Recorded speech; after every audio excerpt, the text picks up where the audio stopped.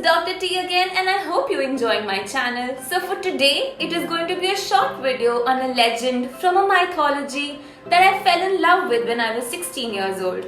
I absolutely love this not just because of the power that the female goddesses have, but also of the beautiful stories that follow.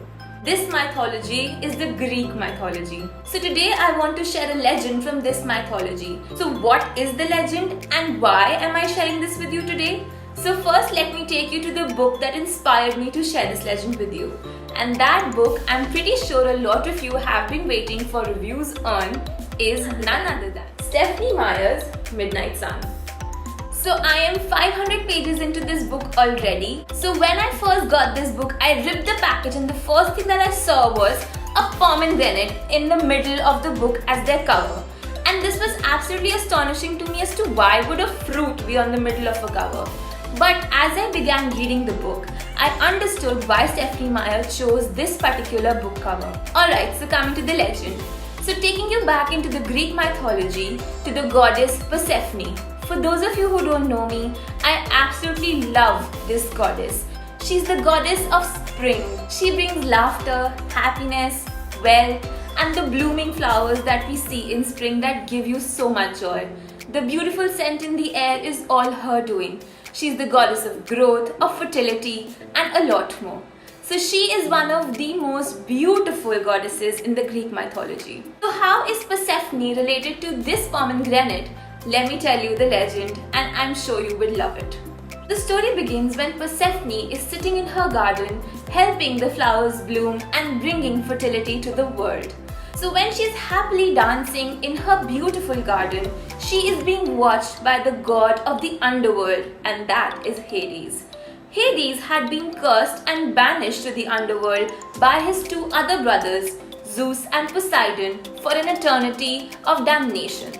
He was the one who was responsible for the lost souls and the dead people to ferry them to the other world. When you read the mythology and you read more about Hades, you understand that he has been a lonely man. He's all alone in the underworld listening to the torments and the torture of souls as Hades is watching this beautiful, warm, personified dancing in her garden. He has this urge of taking her away and having that little piece of joy for himself. So we see that Hades in his chariot breaks through the earth and comes to Persephone's garden. He abducts Persephone and takes her back to the underworld.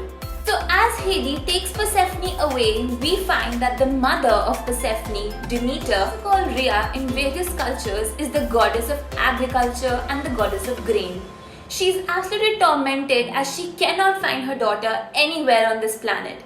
Her sadness and her unhappiness can be seen as the vegetation around her all over the planet has started dying.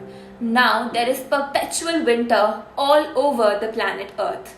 There is no vegetation, there is no grain, and the people are dying of hunger. Meanwhile, in the underworld, Persephone is forced to spend time with Hades. However, during this lengthy time that she spends in the underworld, Persephone starts having feelings for Hades. She understands that the man is lonely for an eternity and all he wants is companionship and somebody to talk to. A lot of cultures and a lot of historians have a debate on this fact that was it Stockholm Syndrome that Persephone faced, or was it her actual feelings that blossomed for Hades during her time in the underworld. So where does the legend fit in? So the legend is that when you are in the underworld for any reason, it is a lavish and a beautiful place. Your innermost desires are present in the underworld, which is what captures you in that area.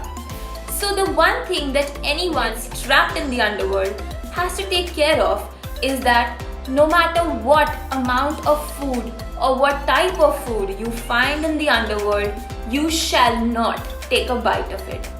The legend is that if you eat anything from the table of the underworld, you will remain stuck there forever. And Persephone, being a goddess, was very well aware of this legend. She resisted eating even a single thing in the underworld. On one hand, Persephone understands the trauma that Hades has been going through and the lack of companionship that made him do this. She started developing feelings for him, so much so that she started falling in love with Hades.